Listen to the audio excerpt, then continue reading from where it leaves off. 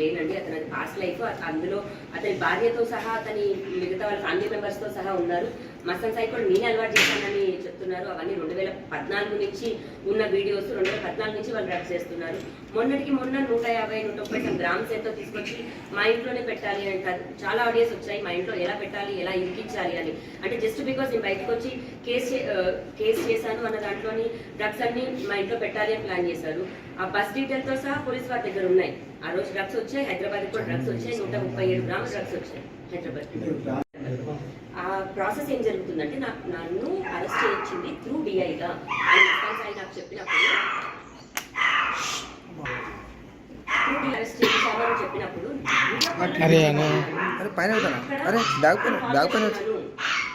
ఆఫీసర్తో మాట్లాడుతున్నాను. ఆయన కలిసి చెప్తాను అన్న ఒక మాటకి మీరు కలిసి చెప్తా అన్నారు కదండి ఏంటి అని అడిగితే ఆయన నేను ఇప్పుడు బయట ఉన్నాను, పార్టీలో ఉన్నాను అని అన్నప్పుడు నేను అది నిజం నాకు రావాలి. ఇప్పుడు నేను అతనితో పర్సనల్గా మాట్లాడుకున్న ఒక కాల్ అయితే మస్తాన్ సాయిని వీడియోలో పెట్టుకొని మాట్లాడాల్సిన అవసరం లేదండి.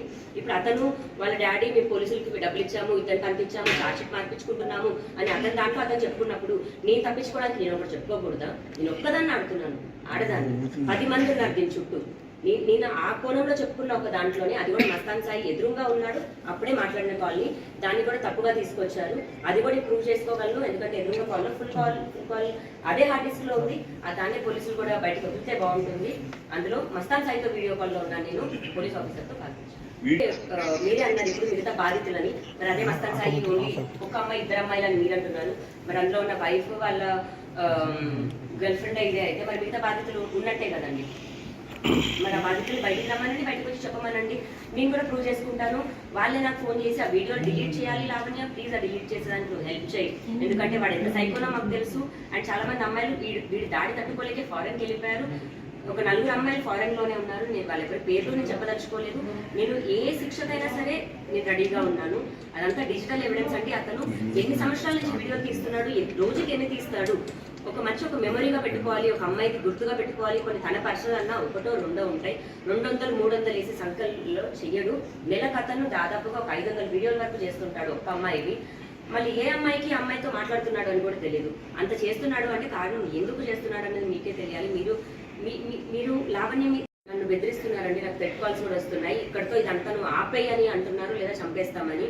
ఆఖరికి వాళ్ళ ధైర్యం కూడా అదే అండి, రాస్తారు ఉండగా ఈ అమ్మాయి బయటికి రాదు అని. ఎందుకంటే సినిమాకి సంబంధించిన ఒక వ్యక్తి అతను కెరియర్ కోసం లేదా పరువు కోసం ఉంటాడు. అలాంటి వ్యక్తి ఉన్నప్పుడు ఈ అమ్మాయి బయటికి వచ్చి రాదు అని నన్ను ఎంతైతే టార్గెట్ చేశానో, రాస్తారు ఉన్నా కూడా నేను నా కోసం అంతే స్టాండ్ తీసుకొని బయటకు వచ్చి ఫైట్ చేశానండి. అందులో ఇప్పటికి కూడా కోల్పోయింది నేను, రాస్తానే. ఎంత ఇదైపోయామో ఈ రోజు కూడా జరిగి మొత్తం 7-8 నెలలు వస్తుంది. ఇప్పటికీ కూడా రాజు వర్క్ చేసుకోకుండా ఇదయింది.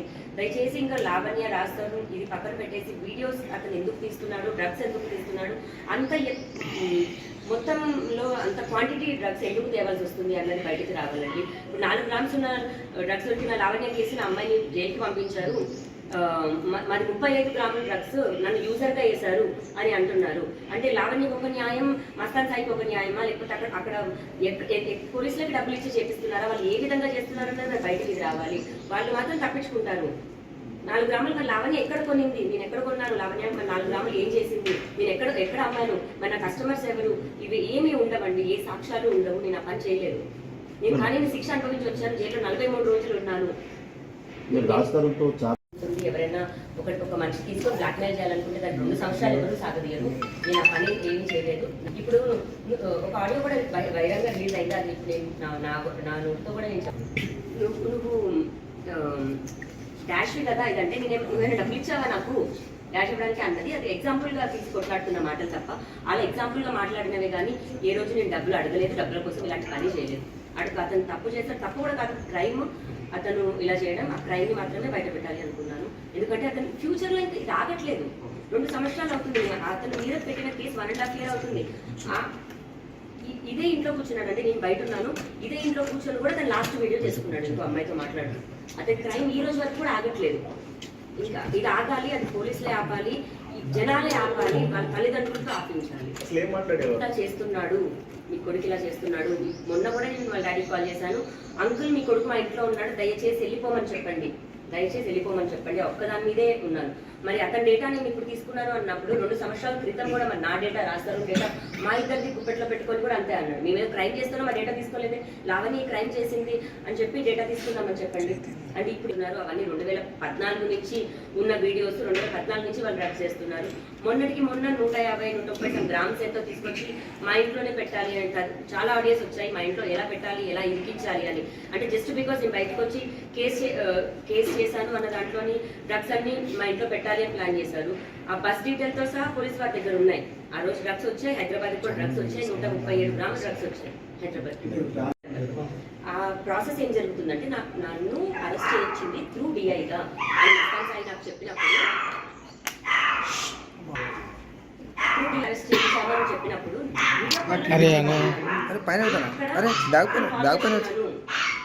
ఆఫీసర్తో మాట్లాడుతున్నాను, ఆయన కలిసి చెప్తాను అన్న ఒక మాటకి మీరు కలిసి చెప్తా అన్నారు కదండి ఏంటి అని అడిగితే ఆయన నేను ఇప్పుడు బయట ఉన్నాను పార్టీలో ఉన్నాను అని అన్నప్పుడు నేను అది నిజం నాకు రావాలి. ఇప్పుడు నేను అతనితో పర్సనల్గా మాట్లాడుతున్న ఒక కాల్ అయితే మస్తాన్ సాయిని వీడియోలో పెట్టుకొని మాట్లాడాల్సిన అవసరం లేదండి. ఇప్పుడు అతను వాళ్ళ డాడీ మేము పోలీసులకి డబ్బులు ఇచ్చాము, ఇతను కనిపించాము, చార్జ్షీట్ మార్పించుకుంటున్నాము అని అతని దాంట్లో అతను చెప్పుకున్నప్పుడు నేను తప్పించుకోవడానికి నేను ఒకటి చెప్పుకోకూడదా? నేను ఒక్కదాన్ని ఆడుతున్నాను, ఆడదాన్ని 10 మంది ఉన్నారు దీని చుట్టూ. నేను ఆ కోణంలో చెప్పుకున్న ఒక దాంట్లోనే అది కూడా మస్తాన్ సాయి ఎదురుగా ఉన్నాడు అప్పుడే మాట్లాడిన కాల్ని దాన్ని కూడా తప్పుగా తీసుకొచ్చారు. అది కూడా ప్రూవ్ చేసుకోగలను ఎందుకంటే ఎదురుగా కాల్ ఫుల్ కాల్ అదే హార్డ్ డిస్క్ లో ఉంది. దాన్ని పోలీసులు కూడా బయటకు వదిలితే బాగుంటుంది. అందులో మస్తాన్ సాయితో వీడియో కాల్లో ఉన్నాను నేను పోలీస్ ఆఫీసర్తో కాల్పించాను. మీరే అన్నారు ఇప్పుడు మిగతా బాధితులని, మరి అదే మస్తాన్ సాయి ఓన్లీ ఒక అమ్మాయి 2 అమ్మాయిలని మీరు అంటున్నారు. మరి అందులో ఉన్న వైఫ్ వాళ్ళ గర్ల్ ఫ్రెండ్ ఇదే అయితే మరి మిగతా బాధితులు ఉన్నట్టే కదండి.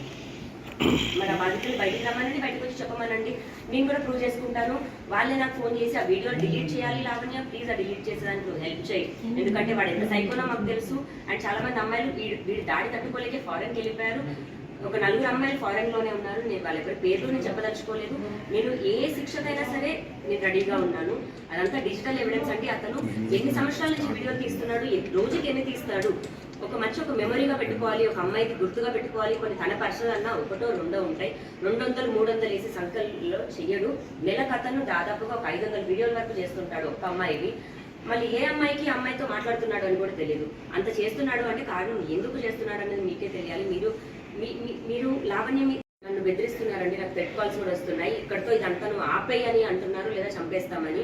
ఆఖరికి వాళ్ళ ధైర్యం కూడా అదే అండి, రాస్తారు ఉండగా ఈ అమ్మాయి బయటికి రాదు అని. ఎందుకంటే సినిమాకి సంబంధించిన ఒక వ్యక్తి అతను కెరియర్ కోసం లేదా పరువు కోసం ఉంటాడు. అలాంటి వ్యక్తి ఉన్నప్పుడు ఈ అమ్మాయి బయటికి వచ్చి రాదు అని నన్ను ఎంతైతే టార్గెట్ చేశారో రాస్తారు ఉన్నా కూడా నేను నా కోసం అంతే స్టాండ్ తీసుకొని బయటకు వచ్చి ఫైట్ చేశానండి. అందులో ఇప్పటికి కూడా కోల్పోయింది నేను రాస్తాను. ఎంత ఇదైపోయామో ఈ రోజు కూడా జరిగి మొత్తం 7-8 నెలలు వస్తుంది. ఇప్పటికీ కూడా రాజు వర్క్ చేసుకోకుండా ఇదయింది. దయచేసి ఇంకా లావణ్య రాస్తాను ఇది పక్కన పెట్టేసి వీడియోస్ అతను ఎందుకు తీస్తున్నాడు, డ్రగ్స్ ఎందుకు తీస్తున్నాడు, అంత మొత్తంలో అంత క్వాంటిటీ డ్రగ్స్ ఎందుకు తేవాల్సి వస్తుంది అన్నది బయటకు రావాలండి. ఇప్పుడు 4 గ్రామ్స్ ఉన్న డ్రగ్స్ వచ్చిన లావణ్య చేసిన అమ్మాయిని జైలుకి పంపించారు. మరి 35 గ్రాముల డ్రగ్స్ నన్ను యూజర్గా వేశారు అని అంటున్నారు. అంటే లావణ్యకు ఒక న్యాయం, మస్తాన్ సాయికి ఒక న్యాయమా, లేకపోతే అక్కడ పోలీసులకు డబ్బులు ఇచ్చి చేపిస్తున్నారా, వాళ్ళు ఏ విధంగా చేస్తున్నారన్నది బయటకి రావాలి. వాళ్ళు మాత్రం తప్పించుకుంటారు. 4 గ్రాములు మరి లావణ్య ఎక్కడ కొనింది, నేను ఎక్కడ కొన్నాను, లావణ్య మరి 4 గ్రాములు ఏం చేసింది, నేను ఎక్కడ అమ్మాను, మరి నా కస్టమర్స్ ఎవరు, ఇవి ఏమీ ఉండవండి, ఏ సాక్ష్యాలు ఉండవు. నేను ఆ పని చేయలేదు. నేను కానీ శిక్ష అనుభవించి వచ్చాను, జైల్లో 43 రోజులు ఉన్నాను. ఎవరైనా ఒక మనిషి తీసుకొని బ్లాక్మెయిల్ చేయాలనుకుంటే దానికి 2 సంవత్సరాలు ఎవరు సాగదీయరు. నేను ఆ పని ఏమీ చేయలేదు. ఇప్పుడు ఒక ఆడియో కూడా వైరంగా రిలీజ్ అయింది. అది నేను నా నోట్తో కూడా నేను నువ్వు డాష్ కదా ఇదంటే నువ్వేమైనా డబ్బులు ఇచ్చావా నాకు డాష్ ఇవ్వడానికి అన్నది. అది ఎగ్జాంపుల్గా తీసి కొట్లాడుతున్న మాటలు తప్ప అలా ఎగ్జాంపుల్గా మాట్లాడినవే కానీ ఏ రోజు నేను డబ్బులు అడగలేదు, డబ్బుల కోసం ఇలాంటి పని చేయలేదు. అతను తప్పు చేస్తాడు, తప్పు కూడా కాదు క్రైమ్. అతను ఇలా చేయడం ఆ క్రైమ్ని మాత్రమే బయట పెట్టాలి అనుకున్నాను. ఎందుకంటే అతను ఫ్యూచర్లో ఇంకా ఇది ఆగట్లేదు. 2 సంవత్సరాలు అవుతుంది. అతను మీద పెట్టిన కేసు 1.5 year అవుతుంది. ఇదే ఇంట్లో కూర్చున్నాడు అంటే నేను బయట ఉన్నాను, ఇదే ఇంట్లో కూర్చొని కూడా తను లాస్ట్ వీడియో చేసుకున్నాడు ఇంకో అమ్మాయితో మాట్లాడుతూ. అతని క్రైమ్ ఈ రోజు వరకు కూడా ఆగట్లేదు. ఇంకా ఇది ఆగాలి, అది పోలీసులే ఆపాలి, జనాలే ఆపాలి, వాళ్ళ తల్లిదండ్రులతో ఆపించాలి. ఇలా చేస్తున్నాడు మీ కొడుకు, ఇలా చేస్తున్నాడు. మొన్న కూడా నేను వాళ్ళ డాడీకి కాల్ చేశాను, అంకుల్ మీ కొడుకు మా ఇంట్లో ఉన్నాడు, దయచేసి వెళ్ళిపోమని చెప్పండి. దయచేసి వెళ్ళిపోమని చెప్పండి, ఒక్కదాని మీదే ఉన్నాను. మరి అతని డేటా నేను ఇప్పుడు తీసుకున్నాను అన్నప్పుడు 2 సంవత్సరాల క్రితం కూడా మరి నా డేటా రాస్తారు, డేటా మా ఇద్దరిది గుప్పెట్లో పెట్టుకొని కూడా అంతే అన్నాడు. మేమేదో క్రైమ్ చేస్తున్నాం, మా డేటా తీసుకోలేదు, లావణి క్రైమ్ చేసింది అని చెప్పి డేటా తీసుకున్నామని చెప్పండి. అంటే ఇప్పుడు ఈ కాల్స్, ఈ ప్రాసెస్ లో జరుగుతున్న కాల్స్ తీసుకొచ్చి లావణి తప్పుంది అంటే మెయిన్ మోటివ్ మస్తాన్ సాయి చేసిన వీడియోస్ అని నేను అంటాను. లావణ్య ఇది అని అతన్ని చెప్పమనండి, ప్రూవ్ చేయమనండి. హిట్ టీవీ యాప్, ఇందులో short news, live news, entertainment shows, movies, digital magazines తో పాటు మీ జిల్లా వార్తలను కూడా ఫ్రీగా చూడొచ్చు. అంతేకాదు కేజీ నుంచి పీజీ వరకు విద్యార్థులకు స్కాలర్షిప్ కూడా అందిస్తున్నాం. ప్రతి వారం 10 మందికి లక్కీ డ్రా ద్వారా ఒక్కొక్కరికి 10,000 రూపాయలు అందిస్తున్నాం. ఇంకెందుకు ఆలస్యం, వెంటనే హిట్ టీవీ యాప్ ని డౌన్లోడ్ చేసుకుని ఫ్రీగా ఎంటర్టైన్మెంట్ పొందండి. Hit TV app. Hit TV app. Please download hit TV app. Hit TV యాప్ని ఫ్రీగా డౌన్లోడ్ చేసుకొని ఎంజాయ్ చేయండి. మీకు నచ్చిన ఎంటర్టైన్మెంట్ కోసం హిట్ టీవీ యాప్ ని ఫ్రీగా డౌన్లోడ్ చేసుకొని ఎంజాయ్ చేయండి. హిట్ టీవీ యాప్ని డౌన్లోడ్ చేసుకుని ఆస్వాదించండి, ఆశీర్వదించండి. ఇంతమంది సెలబ్రిటీలు హిట్ టీవీ యాప్ ని డౌన్లోడ్ చేసుకోండి అని చెప్తున్నారంటే ఎంత మంచి యాప్ ఆలోచించండి. అమెరికా అమెరికా అమెరికా అమెరికాలో చదవాలనుకునే వాళ్ళకి విశ్వసనీయమైన పేరు మన శౌర్య కన్సల్టెన్సీ. UK లో 1 year masters. UK లో 1 year masters. 2 years work permit up to 5 years visa. Contact Saurya Consultancy. Contact 89851 89851.